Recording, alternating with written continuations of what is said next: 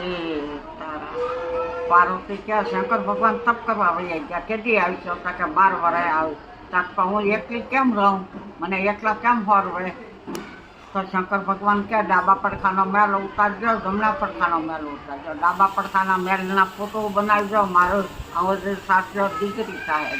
જમણા પડખા મેલનો દીકરો થાય, એની સાથે રહેજો.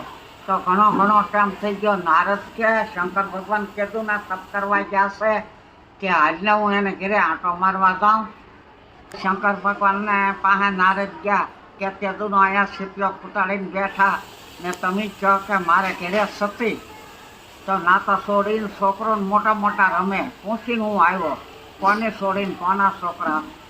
કે પાર્વતી મારી માતાજી છે. શંકર ભગવાન આવી ને પાર્વતી સ્નાન કરવા બેઠા, નાવા. કે કોઈને અહીંયા આવવા દેતો નહીં, હું નાહી લઉં. ત્યાં શંકર ભગવાન આવ્યા, આગો રહે. કે આગો નહીં રહું, મારી માં નાહવા બેઠા. તારી માં કોણ? કે પાર્વતી. એ બાપ દીકરો મર્યા બાદ યુદ્ધ કર્યું, ગુણપતિનું માથું કાપી નાખ્યું. પાર્વતી તો એકદમ નાહીને કપડાં પહેરે તારે આવે ને આવ્યા ત્યાં તો ગુણપતિનું માથું કાપી નાખ્યું.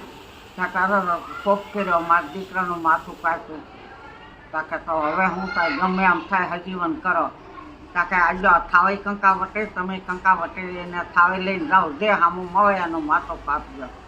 તે શંકર ભગવાન કહે છે, કૃષ્ણ ભગવાન કે હવે આ પાર્વતીને મેકલ્યા, કોક દારૂડિયો કોક કાંઈક આવશે એનું માથું કાપીને લાવશે તો આ બધું પણ વયું જાય. તે કાવ્ય પુત્ર થઈને કૃષ્ણ ભગવાન હામાં મળ્યા.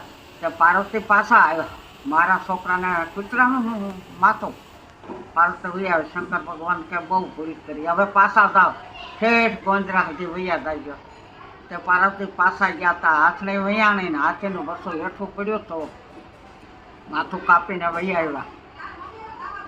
ગુણપતિને ચડાવ્યું તો પાર્વતી કહે છે, મારો દીકરો કૌરૂપો થઈ ગયો, તો આને કોણ રમાડશે?